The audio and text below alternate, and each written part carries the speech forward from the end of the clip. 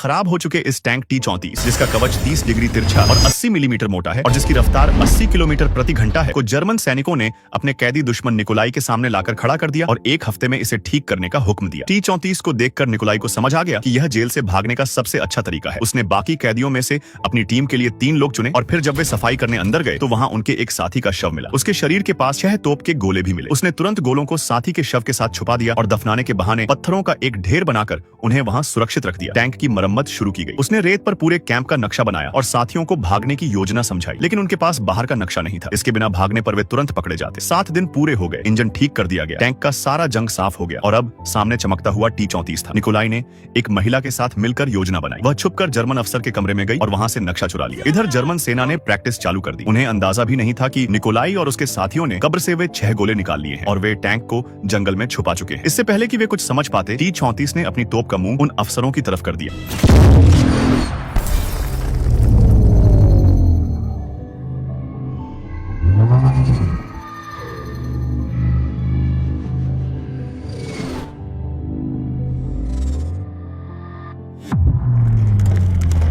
T-34 कोई आम tank नहीं था। उस पर नॉर्मल गोलों का बिल्कुल भी असर नहीं हो रहा था। वे तेजी से आगे बढ़े, दुश्मनों की रुकावटों को पार किया और इस टैंक के दम पर वे दुश्मनों के कैंप से बच निकले। बाहर एक बस स्टॉप पर रुके जहां निकोलाई की प्रेमिका उसका इंतजार कर रही थी। वह उसको लेकर आगे बढ़ चले, लेकिन रास्ते में एक गोला उनकी तरफ आया।